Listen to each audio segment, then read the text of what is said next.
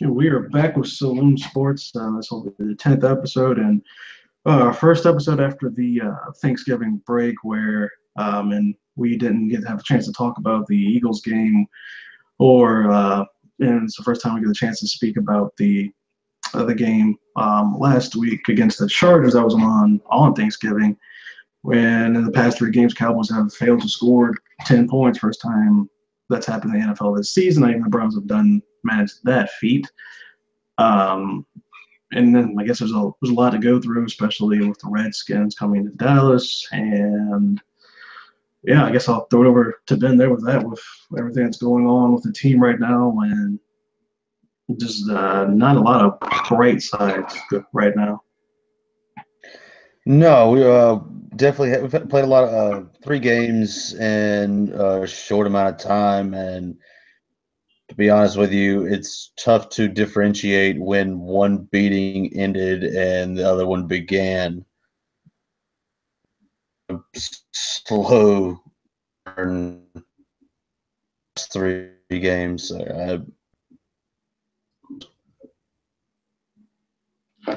It's yeah, man. I don't really know what to say about the offense. It's a lot of people will try to say it's all Ezekiel because of Ezekiel Elliott's suspension, and I fail to see how this is all because of Ezekiel Elliott. With the running game has not been bad. There's been a lot of different things, injuries to Tyron Smith, issues at right tackle as well with injury. Zach Martin missed half of the game. Jonathan Cooper has been on his roller coaster of up and down as well. So there's been a lot going on. The wide receivers, and I mean, a lot of it goes to the coaches and players for offensively. Uh, yeah, Ezekiel Elliott is a dynamic running back in the NFL, but there's no excuse for what the team's doing so far. Dak Prescott has had his first lull in his young career with his decision making and turning the ball over. So there's been some things there. His accuracy has been a bit off, missing some throws. I mean, there's just a lot that we could digest about what exactly is going on with the team right now on offense. Yeah, definitely. There's points to Zeke as being the problem is just ignorant to how the season has gone. Like, there's no question that Zeke is a phenomenal player, but a team effort and the demise of our season. Like you said, Dak hasn't been playing well. We haven't had the continuity of our offensive line to keep playing uh, fluidly, but it's been a problem on both sides of the ball. Like Sean Lee, like the difference in our defense when he's on the field versus off the field has been a huge problem as well. Uh, Not only can we score, but we can't stop the other team from scoring. Dan Bailey's been gone, even though Mike Nugent did play well in his absence. Having him gone affected special teams. It's not one thing that's caused us to take a tailspin. I guess mathematically we're not out of it yet, but we're playing ourselves out of a playoff berth. Yeah, it's just not been. Yeah, it's not been pretty, and there's no logic, rhyme, or reason as to how a defense goes from being above average to can't play four quarters well without Sean Lee. I mean, it's a testament to him, but it might also be a detriment to the rest of the linebacking core and the secondary as well, because it's a large difference there. And I mean, there's really, I mean, there's really question marks there like this week. Both Scott Linehan and Rob Marinelli in their press conferences for the week stated that they didn't want to make wholesale change. They wanted to do what they wanted to do and be good at what they do. But on defense, there's something not registering. Players are bad technique. They're not communicating or something. They're getting beat over the top. There's a lot of holding penalties. Anthony Brown, by all accounts, looks like he's being taken out of the starting lineup for Chidobe Awuzie, who's making his first, by reports, he's making his first NFL start tomorrow night or tonight when we get this out. So, I mean, it's just a lot of things going on as far as defense, and then on the offensive side of the ball, Scott Linehan, I don't know. There has to be something else. I mean, the Falcons game, I guess, to really say about that. Chaz Green really imploded the entire thing. But other than that, there has to be some. You can still be a running offense and make it look different. And I've always, every time I see the Dallas Cowboys offense an empty set with no back at all in the backfield, I always scratch my head. It's like, why are you telling the defense that on this play there's no chance that they're going to do what you're best at, especially if it's like second down? Like, why are we doing? Why would you do that? There's just some questions going around that things aren't working.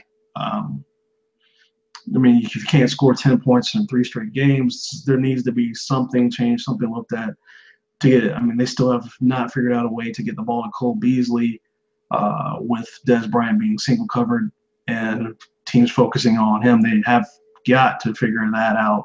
That should be priority number one.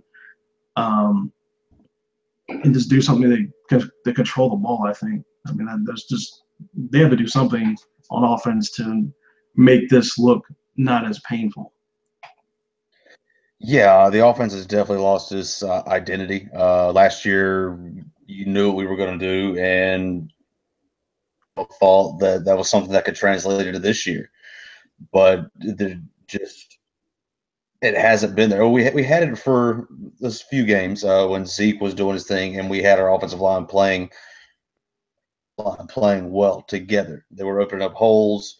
Zeke was getting the hole through the line and get to the second level, full steam ahead, and was just breaking off runs left and right. But over the past 3 weeks, we haven't had any of that. And Alfred Morris, I think he's found a few holes and done an adequate job in the absence of Zeke. But our offense as a whole, it just seems to be sputtering. We'll get 1 or 2 first downs, and then there's going to be a holding or assignment or I don't know, you name it. Like it's just a sack. It stalls every drive, and we have to settle for a field goal on 50% of the drives, and other times we have to punt. Like it's just we can't win that way, and not doing any favors to the Cowboys offense to try to change that. I guess this is a question that hasn't really been talked about a lot, but it's something I definitely feel like saying at this point is especially when we look at, I guess you just can look at the entire coaching staff, but is this coaching staff good enough or aware enough, self-aware enough of the players to help this team win? I mean, yes, the players have made some mistakes, especially the back end of the defense with playing a lot of rookies. I mean, yeah, there's been some mental lapses back there, and linebacking play has also been sporadic without Sean Lee. But is this coaching staff good enough to know how to win and make the changes that is needed? Because it just seems like there's just no reason why you can't do things differently at this point, or why would it take after the Atlanta game to do that? I mean, I don't see why, especially on the offenses, like help the defense a little bit. Some point in a game, do something to help the defense not be on the field that much. I mean, that one of the decisions that comes to my mind is like the coaching staff made a conscious decision to not play Darren McFadden, and basically, I'm assuming he asked for his release since this was just where it was going, and Jerry granted that release. I mean, and he was by far the most explosive back you had, and you give him 1 carry. And the problem is a lot of the talk is the problem is the big explosive plays. Morris has had like a run of 20, but if you want a home run hitter, you put that person in and give him a chance to help the offense out, especially if you're really not going to make a concerted effort to stretch the field in the passing game. So I don't.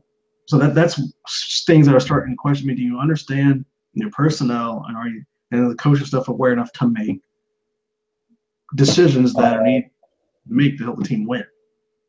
Well, the simple answer to that is no. Uh, 2 years ago, when I was looking at our coaching staff, I thought that, we had there's a heck of a lot of experience on that coaching staff with Linehan and Marinelli. Both of them were former head coaches, and then at the time we had Bill Callahan too. So there was a lot of coaching experience. And then over the course of the last few seasons, seeing how things have played out. Like last year we had a good year, but this year what they do is cater their scheme to the players they have to work with. Like they're trying to take their old system and move forward, but the problem is this is not the same team as when it was successful last year. We're not playing with those same players, so you can't run these type of offensive schemes or defensive schemes with that personnel and expect the same results. Like it just doesn't work that way in football. And so far, they haven't shown me that they can change that system to what they do have to work with and what players they do have. Where can we find mismatches with players we have on the field? Not worry about the guys who can't play.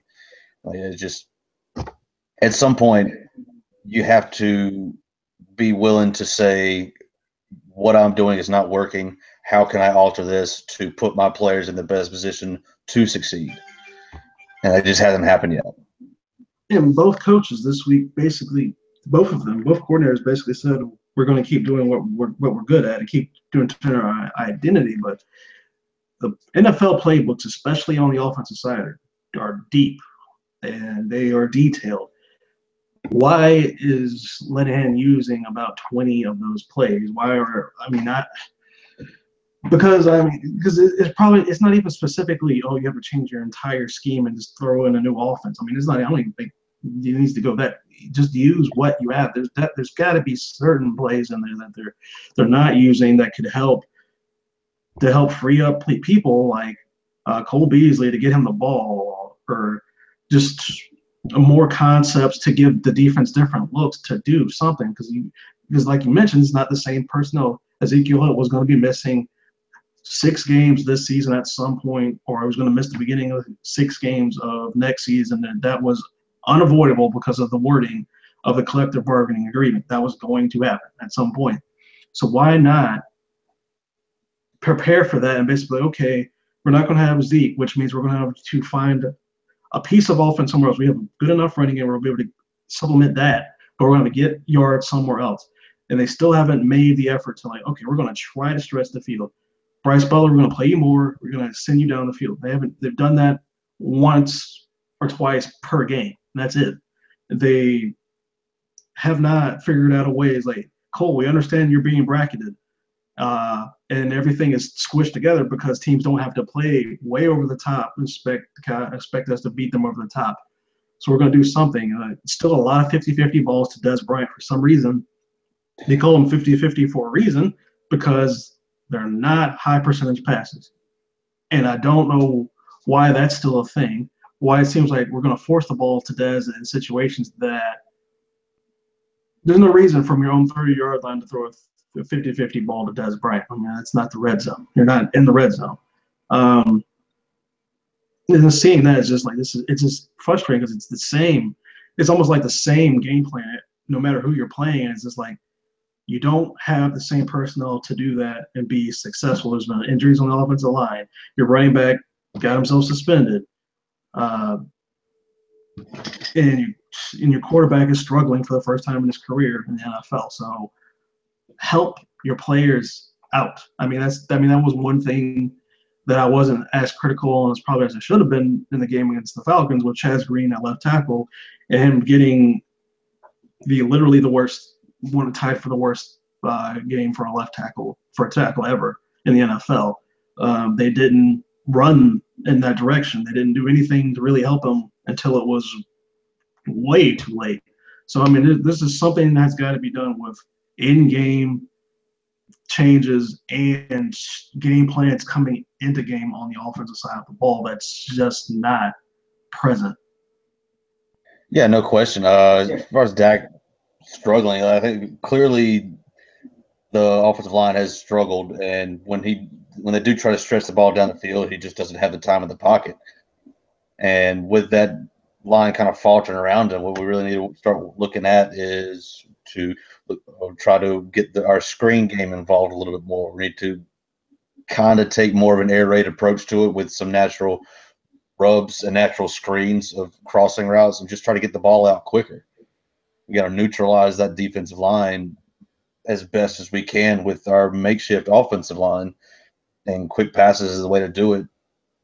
But you're not seeing that as far as what the passing game is trying to do. What you do see is them trying to do these little quick dump offs to Jason Witten, which is not what you need to do to move the ball down the field for Jason Witten, he'll get you those 3 or 4 yards, and that's about it. He's not going to get those rack yards anymore. He's going to catch it, and he's going to get tackled. It helps every now and then, but as far as prolonging drives and getting those big chunk plays that we relied on heavily last year, it's just you're going to stall time in and time out, and that's what we've seen.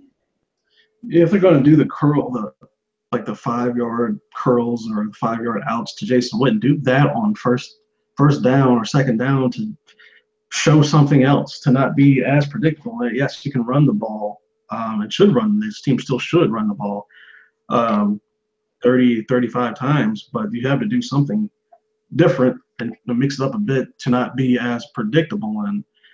And yeah, there's still a lot of 5-yard or 5-step drops, 7-step drops with the offensive line not playing well and having to shuffle the offensive line due to injuries and poor play from Chaz Green. But I mean, hopefully this week with having everyone healthy, I guess we're going to get into the injury report in a bit. But yeah, there's got to be something different. I mean, yes, it's quick passes, screens, like just get ball out, throw, screen to somebody. I mean, that's a way. If you're wanting to get the ball, it does that much. That's a way to do it. Quick screen, let him go, be physical, and take someone on and see if he can get past the guy. That's a way to get Beasley into the game. Quick screen, have a couple blockers out in front of him. Let's see if he can get 10, 12 yards. I mean, there's different ways to approach it, but they're not approaching. I'm like, I want to see them. Yes, keep running the ball, but you've got to do it in creative ways. You've got to help. You've got to help the quarterback to not get beat up, and you've got to help the team and put them in ways that they can be successful, because of opposing defensive staff studying the offense right now is basically, okay, they're still going to try to run the ball first and second down, but we can still keep them bottled up in the passing game because they're not trying to stretch the field. So basically, just keep taking away Beasley. I mean, teams have been doing it all year, and they're going to struggle and try to force the ball to Dez, which we can probably survive good doing with man-on-man coverage. Teams don't play zone against the Cowboys because why in the hell would you? That Cole Beasley will eat you up like all day if you do that. So it's just, if I can see that, I'm not sure why the offensive coaches don't think other coordinators and staffs can see that. Yeah. And this might be a bold statement to make, but I think moving forward, I don't think Jason Garrett's going to lose his job this season. Jerry loves him too much for that. I'm sorry, I'm drawing a blank. Other coordinator. Yeah, Scott Linehan. Linehan, yes. Dang it. Yeah, they're probably coaching for their jobs for the rest of the season. Like, if it's not made, I think it's in Garrett's best interest for his job, at least one, if not both, of those coordinators, because it's stagnant and the defense has been porous. Like, outside of our defensive line has been bad.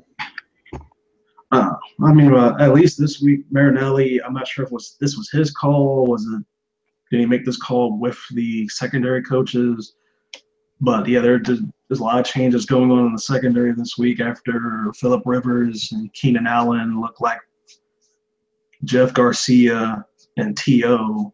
back in the day, or Montana. I mean, it just was ridiculous how Keenan Allen just chewed up the team, and there's a lot of bad play. But just looking back at that game, I mean, it was just Phillip Rivers drops back, torches you, drops back, torches you. Bad technique, not communicating. It was like that. I mean, that's a problem with the defense. Like, there's something going on where Marinelli he keeps saying, "Oh, everything is correctable. Everything is correctable. We looked at the tape. We can correct all these things."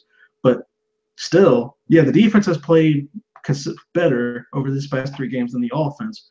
They're not getting much help from the offense, but they're breaking down in the second half. There's something going on in the second half where it's basically like, I'm not sure. It can't be stamina. It cannot be that in the NFL. You would like to hope it's not that. But there's something going on in the second half where they're just not making any adjustments and it's all falling apart. Maybe the defense has trouble with it, but they're not getting off the field. They gave up like 70, 80-yard, 90-yard drives to the Chargers. So something's going on. The changes do need to be made. Like, I'm not even sure who would be on a short list of replacing people like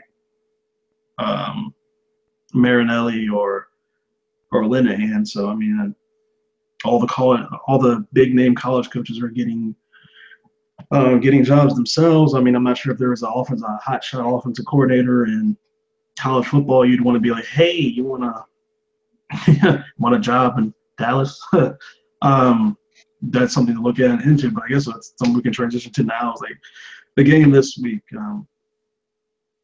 Lyle Collins has been injured all week. Sean Lee is out again. Justin Durant is out with a concussion. Lyle Collins may not play. It's a game time decision. It looks like Zach Martin is going to play. The Redskins injury report, they're missing 4 stars. Offensive line still beat up. No, I mean, that team is hurt. Like, the 15 players on IR, they're like 10 more on the injury report. Like, that team is hurt, but they're still being competitive. So that says something about what they're doing. Do you have any hope for change in this game? Yeah, especially not, this also being a Thursday game. So with all those injuries and that being considered, I'm going to make a prediction that there's going to be a lot of penalties in this game. It's going to be probably a poorly played game on both sides of the ball. Might be high scoring, but it's going to be sloppy. Yeah. I'm not sure what to expect. I want to say that Dak is going to be able to find himself or find the end zone. That'll be nice. But I don't know. I don't have a whole lot of confidence in this team. So Washington may very well come out on top because Cousins can definitely move the ball and put it in the end zone. He's shown that even as the Redskins have been losing, he's still been scoring touchdowns. He struggled to do that. We've had 1 touchdown in the last 3 games. Jesus. It's pathetic. I mean, Ryan Kerrigan is a problem, and if Lyle Collins doesn't play, that means Byron Bell is gonna go up against Ryan Kerrigan all game, like the entire game. And Ryan Kerrigan just doesn't. He's not the most. He's not. I'm trying to say this without being insulting. He's not the most skilled out edge rusher in the NFL, but he is relentless. And he literally does not quit on a rush. I think that's his best quality, is that he has enough skill he has enough natural skill and technique to give problems, but his motor and the fact that he just will not quit on a play is what makes him an elite pass rusher in the NFL. He's not Von Miller. He doesn't have Von Miller skill. He doesn't have Khalil Mack type skill, but when he combines his just work ethic and his motor with the skill that he does have, the dude's ridiculous. So that's going to be a problem either way. You have Lyle Collins with a hurt back, or you have Byron Bell, who I've said it multiple times since the season started. I didn't really like him coming out of training camp, but he was a lot better than Cleary, which some people wanted to keep around, which would have, you thought Chaz Green giving up 6 sacks was bad. Imagine that with Emmett Cleary, who's with the Lions now. So, I mean, I don't know. It was like, because I guess that brings up another question: is the biggest problem Dak, or is it Scott Linehan not putting Dak in situations where Dak can be successful with what's around him right now? Well, giving who his backup is, who's a Cooper. Yeah, Cooper Rush. Yeah. Well, I'm gonna given that Linehan because I have zero confidence in Cooper. I know there's a lot of fans that love what he did the preseason. I'm not trying to downplay that at all, but also he hasn't seen a snap. I don't think anyone's won. I don't think anyone's wanting to pitch Dak. I don't want to blame Dak just yet because up until 3 games ago, like we haven't had anything negative to say about Dak. Like is this a short-term thing, or is this the way Dak plays without somebody like Zeke beside him? Case, I just think that it's the inability of the offense to evolve after Zeke's not on the roster on the field. To go with Linehan in that question.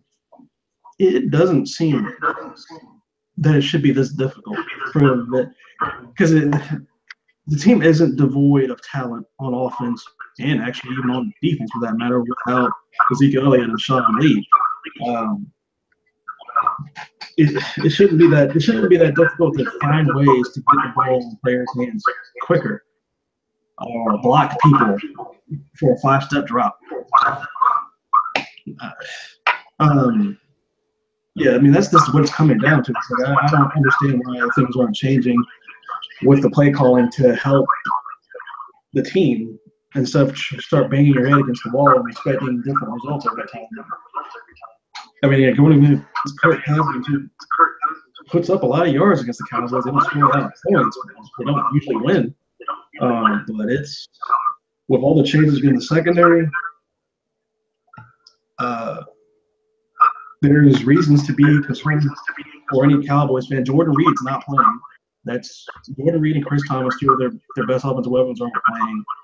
But they still have Doxson, still have Jamison Crowder. So there could be problems. And he's just not. He's not playing. He hasn't done anything this year, really. Still a threat. I mean, that's. I mean, I don't even know what to expect from offense or defense. Like defense, I'm basically like, at some point in the game, it's going to break down while shotting. That's just what seems to happen every game. Charlie doesn't play of all time for the Dallas Cowboys. At some point, the defense will break down foul. I don't know why that is. I'm not sure the coaches know why it is, and that's the scary part. I just hope the pass rush can get there. I mean, this is the game for Tyron Crawford, DeMarcus Lawrence, and company to just get home and make Cousins' life miserable. Yeah, hopefully. We're going to need a big spark out of our D line and sack Cousins a couple times if we're going to come out with a victory. We're going to just need who has more big plays. I can guarantee you, Rob Marinelli decides to blitz Kirk Cousins all game long like he did Philip Rivers. You're going to see an exact same game as last Thursday against the Chargers because if you don't blitz Kirk Cousins, he will torch you. I've been saying that all year. Like, why are teams blitzing? I do not want to see the Cowboys play a lot of zone this week. They seemingly don't know how to do it. And I don't have any more confidence when you're 2 new starters trying to play zone. No, they're just going to play man, and hopefully I don't know. They're young, inexperienced, so maybe they can stick with him. I don't know. I mean, that also brings up another thing that's come up this week. Atlanta Stranger. Just a couple of days ago it's on Cowboys Network or Cowboys.com. And when they bring on two players every week to talk. He gave Jordan. He was pretty much teasing, bullying Jordan Lewis on the show, talking about his shoes and all this stuff, and how he didn't get to start until his fifth or sixth year in the NFL or stuff like that. And was giving Jordan Lewis a lot of pride. He was bullying the interviewer as well, saying, "Who are you anyway? Why are you?" Funny enough, he said, "Why are you being bullied to the interviewer?" So, and this is after the blow-up incident during the Falcons game. I believe that's when that happened. Where he got in Garrett's face, and Garrett was trying to not interact at all with him, but Scandrick kept going. And this is one of the captains of the team, and with Sean Lee not playing, you expect this guy to be a professional, but he's always had this chip on his shoulder. And Brian brought us yesterday when Talking Cowboys went all in on Scandrick, and that might cause some problems in the building as well. So it's, I don't know. He's not been playing that well either in the past couple of weeks. It looks like he's definitely going to keep a starting job, but when you have a veteran in the secondary and he's, I don't know what the word to use, but he's not being a leader. What can we really expect the secondary to play better if that's the example they have to look up to right now? Oh no, definitely not. Scandrick seems like he's playing his way out of Dallas right now. I wouldn't be surprised to see him after the season. They retained him because he was the best corner from last year, but he's not playing like that anymore. That'd be a bold cut. It would be, but I mean, I haven't seen him live up to what he was supposed to be. You? I mean, no. I mean, no. So when he's not getting, I mean, if this is an isolated incident, then so be it. No big deal. But it's not type of I don't think it is. Like if that's going on, then it's a cancer in the locker room, and especially from a team captain. Especially you can't have that and expect the defense to move forward and progress and become an elite unit. Like it's not going to happen. So cut him now and rebuild. The team, I mean, the players must have liked him. They were the team captain. So I mean, there's something to be said there. But I mean, this is a little bit of psychology, but I don't understand what's his problem, because there's always been little rumors coming from shows that Scandrick has this, we'll call it an issue. We'll say an issue with his attitude, where he seems to want to rub the fact that he's intelligent, which by all accounts he's an extremely intelligent guy. He likes to rub that in people's face, and he seems to want to agitate others around him for some reason. Like, I don't understand why. So I mean, if they cut him June 1st, they might be able to save some money. But that would be a bold thing. That would definitely be a statement. But that would make cornerback another issue. They would have to go draft another one, or unless they have confidence in Marquez White. So I mean, that's something to look at. But there's definitely something wrong with the way he's been acting lately. And playing, for that matter. Yeah, well, Dallas is no strangers to drafting cornerbacks. So, I mean, I would try to trade him, see what you can get from him, but ultimately, save the money and invest it, and probably bring in another corner from another team in free agency, like they've been trying to do on the defense for years. Just try to find a guy who can do a job and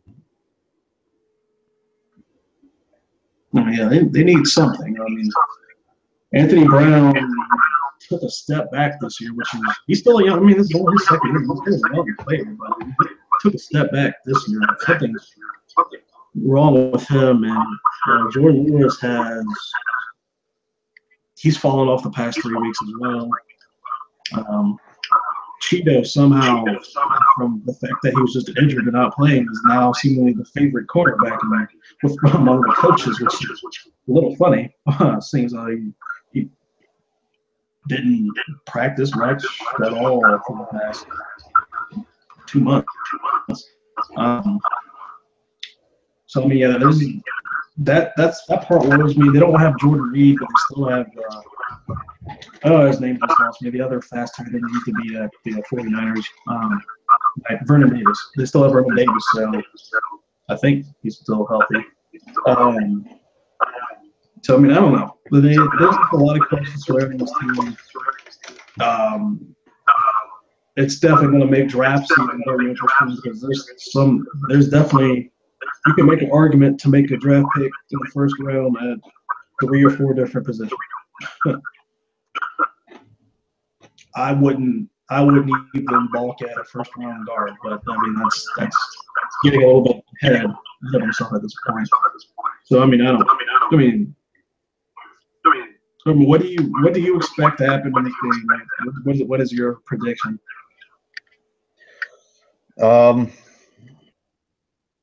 Is we're gonna show up the same way we showed up last Thursday.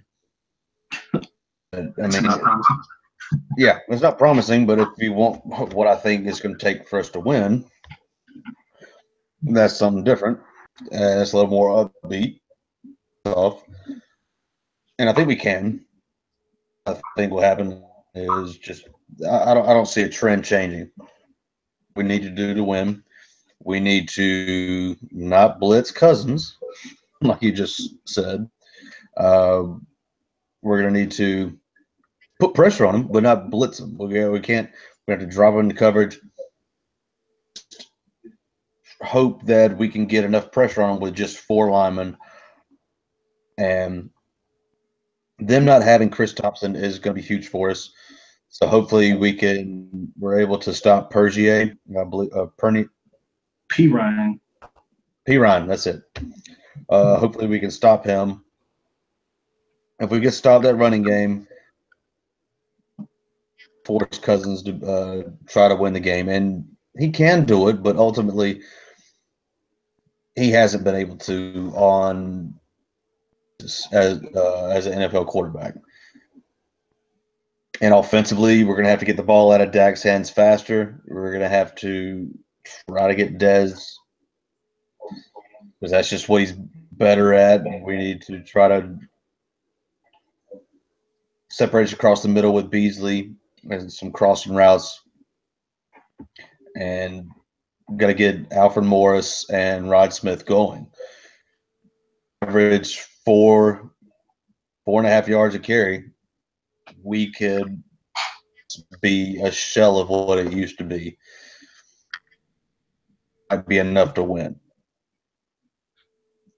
I mean, yeah. Then I guess this is something worth mentioning. There's still some contention in the Redskins locker room because front office told Kirk Cousins before they even offer a deal they want to see how he plays out over the next 5 games. And Cousins said, I think I have enough body of work by now for you to know that there's been this whole back and forth with him franchise tag and if he's going to sign with the Skins or if he's not going to sign with the Skins. So that's just so I mean that's probably weighing on his mind as well. But if my problem with the blitzing of Cousins is like if you're going to blitz him, do it very few times. But the Cowboys aren't good at getting home on blitzes unless it's a corner blitz from Skandrick, and he doesn't have that many sacks from it or even that many hits from it. So it's just not efficient. I would rather you take your bets with playing man and sticking with your guy in the front four getting home. I would much rather see that than seeing linebackers coming at Cousins to get stonewalled and then Cousins just hits Crowder over the middle for 30. Like, I just don't want to see that. There's no reason to see that if you know that's going to happen, because they're going to be playing zone behind it, and Crowder's just going to come across the middle and cut, and like, oh, look. And I'm like, oh, yay, that's what always happens when you do that. So literally, last week it was a game full of it. If that happens this week, I will definitely come back and be like, Marinelli needs to go. Here's why. And we're going to start breaking down tape and be like, this is why Marinelli needs to go, because this crap hasn't changed, and you're still doing it. But do I think the Cowboys can win this game? I mean, yeah, they can win this game. Do I expect them to win this game? No. There's no way I can expect. After both coordinators came out and said, we're going to keep doing the same thing, unless they are blatantly lying to the media, which wouldn't put it past them, then no, I don't expect to see enough changes to win this game unless Cousins decides to throw 3 interceptions. One can only hope. Christmas come early. You never know. So I guess we can take. Let's just stop thinking about the Cowboys now. Let's get to the rest of the league. Maybe that'll make us feel a little bit better. All right, we're gonna go to Vikings and the Falcons. I'm really excited to watch this one. Yeah, the Vikings are just a good team. I mean, they're a good team from everyone from Case Keenum, who's surprising a lot of people. Their defense is ridiculous. Mike Zimmer has that team playing well. They have good receivers. Even without Delvin Cook, they still have a good enough running game. The Falcons, to me, just I don't believe in them. I don't expect them to beat the Vikings. Yeah, I love the Vikings. What Keenum's been able to do is nothing. I mean, I like Keenum in college when he played at Houston. Saw him play a couple times at ECU. A hell of a quarterback, and Minnesota's always had that defense. Putting them together is just. I think the Vikings can go a long way in the playoffs. It might be an NFC Championship team. Atlanta is starting to find its rhythm, and we're going to really see if last week was a fluke with Julio Jones. If he can do half of what he did against the Vikings defense, then I would be willing to say that the Falcons are back as a Super Bowl contender. But right now I'm going to be with you and lean towards the Vikings because they've been good all year, and the Falcons are only recently good. You can thank the Cowboys for that one. Yeah. Next one, we got Texans and Titans. Oh, Titans. Yeah, just Titans. I mean, the Texans. Yeah, there's really not a whole lot to say.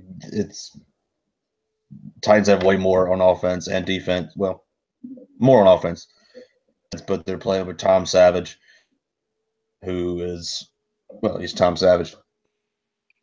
Yeah. Chiefs and Jets. Yeah, Chiefs have got to figure something out.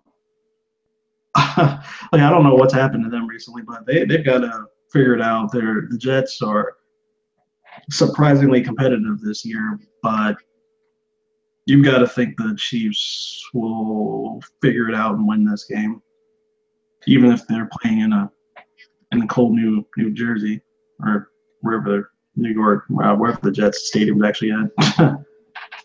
Yeah, logic tells me the Chiefs are going to win this, so I will go with them. But the Jets have really been impressing me. I watched the game against the Panthers last week, and Safarian Jenkins and Robbie Anderson, a dynamic combo that if they stick with the Jets get a new quarterback, the Jets could be a quick turnaround team. Like, they look good. Like, even with Josh McCown as a quarterback, it could be a team to watch in the future. The Jets are real bad at picking quarterbacks in the draft. They picked Christian Hackenberg in the second round, and I was like, that dude's a 4th or 5th rounder, and you're pushing it. Pick him in the 4th. Busted on everybody since Chad Pennington. But they're a quarterback away from being a playoff team. That's what my point was. Broncos and Dolphins. Doesn't matter at this point. Broncos are who's starting? Is it Simeon this week? Simeon, yeah. Lynch messed up his ankle. Yeah, I don't even. I mean, a lot of people have been wanting to point at the fact that he was on the sidelines crying. I'm like, at least he cares. I'm not going to attack him over that. I will critique his play, and I never thought he was. But a lot of outlets want to be an NFL quarterback, and he messes up his ankle in his first start. Of course, he's emotional. Yeah, yeah. It's seeing that many headlines about that's been a little bit kind of like, come on, like stop. The Dolphins on this one, I think. Yeah, the Dolphins are good. I mean, Broncos are, well, Elway put his foot in his mouth by saying the team was soft. He ticked off the entire locker room. We'll see what happens. I'll take Broncos. And then we're going to go to Colts and Jaguars. I mean, smart money says Jaguars on that one. The defense is really good, and I haven't actually been keeping up with Jacoby the past couple of weeks, so I'm not really sure how he's been playing, but you got to go with the Jaguars on that one. Yeah, I agree. Defense is too much. Fournette's one of the top premier running backs in the league. Has had a off couple weeks with an ankle injury, if I'm not mistaken, but the Jags defense will be too much. They benched him for something he did. Oh, that's right. He had a messed up ankle, but then they did bench him the following week, so he's been off for a couple, and then he came back and had a good game. Then last week, he didn't do so much. Buccaneers at the Packers. A lot of people have been saying Crab Legs is back starting. Crab Legs? Jameis Winston. Oh, right. Crab Legs College, Florida State.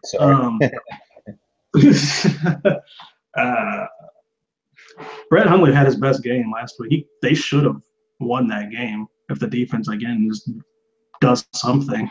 So I'm actually going to take the Packers because I think he's starting to get it.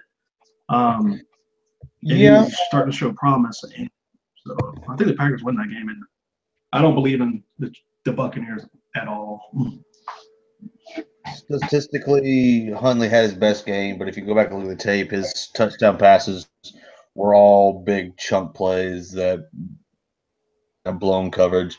So I'm not going to put that much weight into him yet. Like, he's progressed a long way since he took over for Aaron Rodgers, but I don't think I think the Bucs will probably come and turn this one out. So we're going to disagree on that one. I think Winston's going to come out firing just to try to prove to him and everybody else that than what he's played like at the beginning so far this season. And Green Bay doesn't really have a defense, so I think the possibility to light them up might happen. Lions at the Ravens.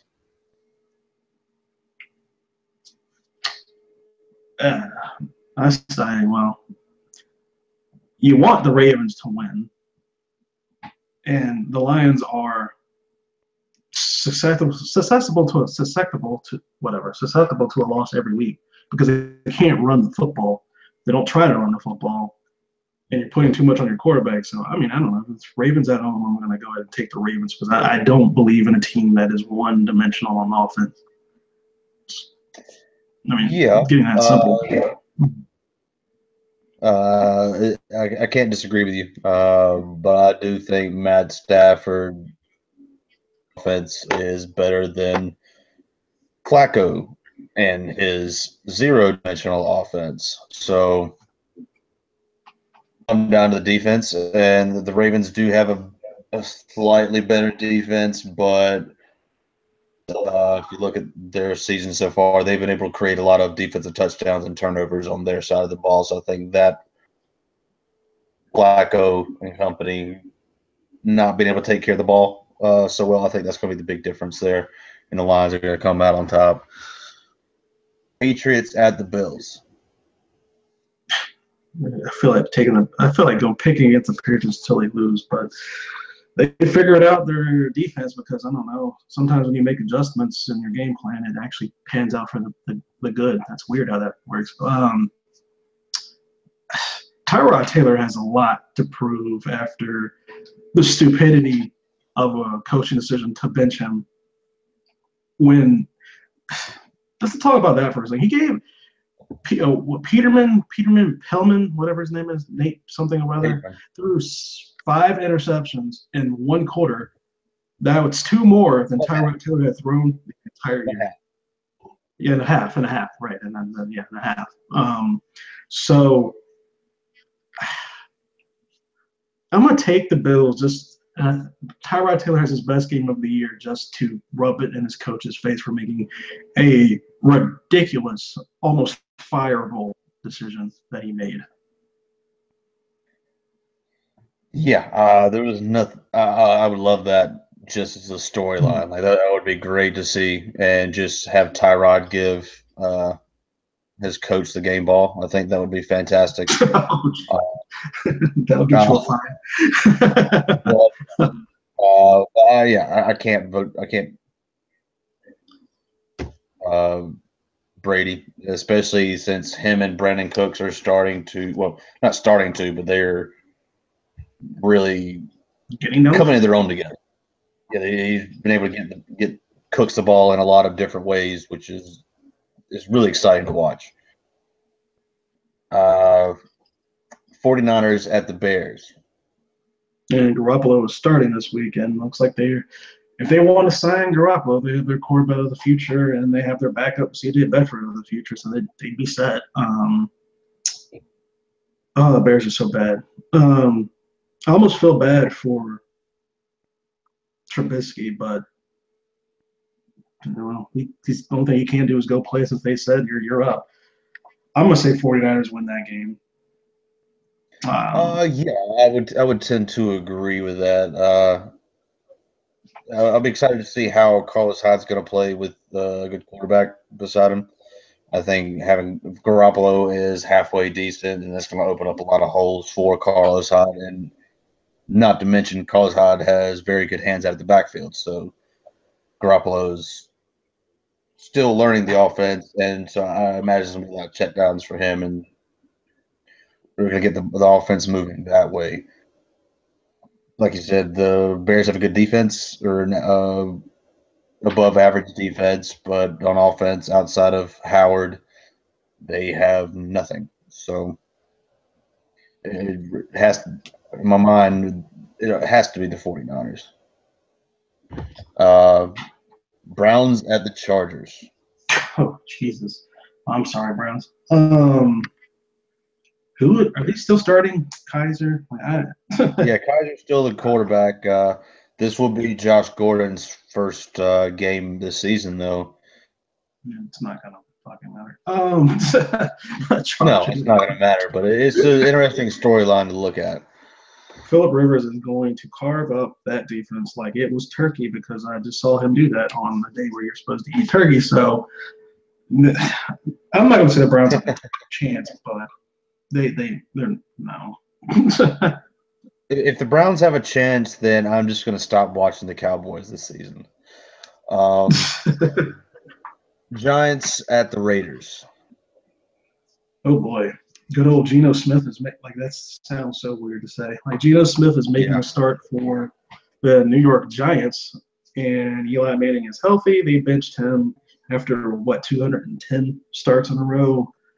And I don't even think Eli's going to be active. I think Davis Webb is going to be the back. Like, this sounds really weird, like something some really player would do. My God. But who are they playing again? Raiders. Yeah. I mean, the Giants were good with Eli, so without Eli, I can only imagine they're going to be worse. So the Raiders have been up and down all season, but I have no doubt that they're going to win convincingly. They'll probably get an early lead and just coast towards the end with Marshawn running the ball a lot. can Gino be excited to play behind that offensive line? Like, I mean, He's going to be scrambling the whole day. That's probably why they put I him mean, back there. He has the ability to just, run in circles and maybe pick up more yards with his feet than his arm. Probably going to happen. Panthers at the Saints. This ought to be a pretty good game. I've been calling this one out for a while. Saints are going to win, and I don't really think. And I think it's going to be convincing. I know the Saints just lost their winning streak, but I think the Saints are far beyond better than the Panthers at this point. That's one school of thought. Another is their division rivals, and those games are usually going to be pretty close. It is at the Saints, so they do have the home field advantage in the Superdome. Logic says the Saints have the edge just because their running game is leaps and bounds better than the Panthers right now. But I would tend to think that the Panthers defense is going to be a pretty good neutralizer. It's going to be a lot closer than you think. But I will go with the Saints with a slight edge. And Drew Brees, it looked like he wants to win another Super Bowl before he retires this year. That's the great part about the Saints this year. Like, Drew Brees has had to carry the entire team. Drew Brees, but now he doesn't have to. Like, he only has to be a Hall of Fame quarterback on like 2 or 3 plays a game as opposed to 10. It's looking like the NFC Championship game is going to be starting quarterbacks of Case Keenum and Drew Brees. Talk about your storyline for that. Oh, that'd be interesting. 2 6-foot quarterbacks. All right, Rams at the Cardinals. Well, this probably isn't going to be close. No. Yeah, if the Cardinals win that game, it's showing that the Rams have just been fortunate the entire season. But yeah, you got to think the Rams beat them up pretty bad. Eagles and Seahawks. Go Seahawks. Go see. I mean, like they. They're playing with. I mean, I guess they're playing without Cam Chancellor. Maybe not, since there's been like 16 different reports. Yeah, Chancellor is done for the season. He's done. Okay, they're playing without Chancellor and Sherman. That's fun for them. But Russell Wilson is a magical guy when it comes to winning games when you don't think you should.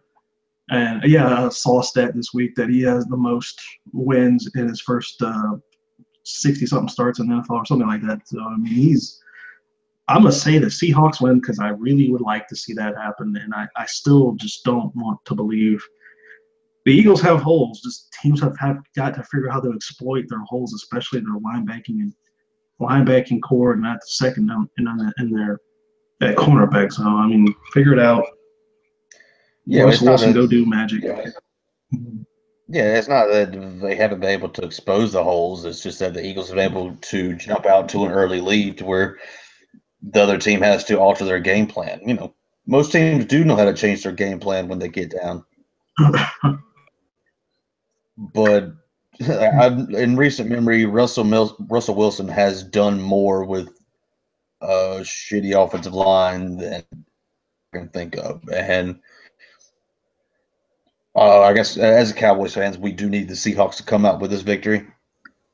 I just don't see it happening with their losses on defense. I think the Eagles will win it. I don't want them to. I just think that's what's going to happen. Steelers at the Bengals on Monday night. What are the Bengals even playing for? I mean, they're actually are they trying to get the coach fired finally? But I mean, the Steelers just have far. I mean, they didn't even look that. I mean, they didn't look that great against the Packers. Their defense definitely didn't. But they have way too much on offense for the Bengals. It's just You got Juju Smith-Schuster. You still have Martellus Bryant. You still have Antonio Bryant, who was like a 6th-round draft pick and is the best receiver in the league by far. You still have Le'Veon Bell, and you still have Mr. Bathroom, the Roethlisberger. Steelers win that game by a lot. Yeah, I couldn't have said it better myself. It was funny to see, to go back 5 or 6 weeks ago where Ben Roethlisberger said well, he probably sarcastically said that he didn't have it in the tank anymore, just to try to stir the pot with the reporters. And then he comes back with like back-to-back 4 touchdown, no pick games. Yeah, of course he still got it in the tank. He probably doesn't have he's probably not as good a quarterback as he was, but he's not done. Like, he's still a very, very good quarterback, probably top 10 quarterback still in the league. When you have those And three receivers, I mean, when you have Le'Veon Bell, when you have Antonio Brown, and you have Juju Smith-Schuster, who's like 20 years old and ridiculous, like that's kind of receiver you would like to see that young, and you still have Martellus Bryant, who still a good receiver. You have all those weapons around you. You don't have to do much. yeah, Really. and their tight end, Jesse Owens. Like, he's a really good receiving tight end. There's so just many weapons. just don't lose the game. It's just throw it to who's open. That's all you have to do when you have all Yeah. and if all that fails, just hand it off to Le'Veon Bell and be like, hey, you're real good at this little jump cut thing. Go do that a couple times. Find that hole. Good old jump cut. I don't know how he's never been blown up doing that, because he literally comes to like a stop and then starts back. I was like, dude, you're gonna get blown up one day doing that. But yeah, that team has a lot of offensive weapons. Yeah, I agree. I don't think it's gonna be a really close game on Monday night. But again, we haven't really seen a good Monday night game in a while. Rarely see a good Thursday night game like this. Their games have been bad mostly. uh, yeah, I mean especially when you just look at what the Cowboys are doing, it's just not been good to see a team bang their head against the wall. And it's just like, yeah, coaching matters in this sport a lot. Yeah, it's a big difference between. That's the biggest difference between college and the pros. College, the coaches, they recruit the players to best fit their scheme. They don't really do much coaching. They just try to plug them in and do their thing. But the NFL, if you want to build your team and sustain that success, you've got to coach them up. Yeah, it's easier. I mean, yeah, from a college game, it's easier because when you got like a big program like Michigan, Ohio State, schools like that, you can just basically say, hey, you go do what I told you to do, or this other 5-star recruit behind you is going to go do it for me. That's basically all you got to scare them with, is just like, oh, this other kid that was from Ohio, and he 5-star recruit, just like you were when you came out from Texas. Like, it's like, yeah, so you scare them to do exactly what you want them to do.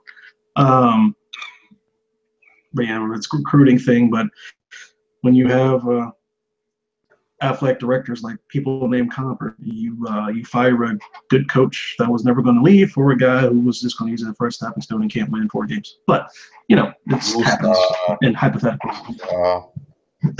Happens in the house, hypotheticals.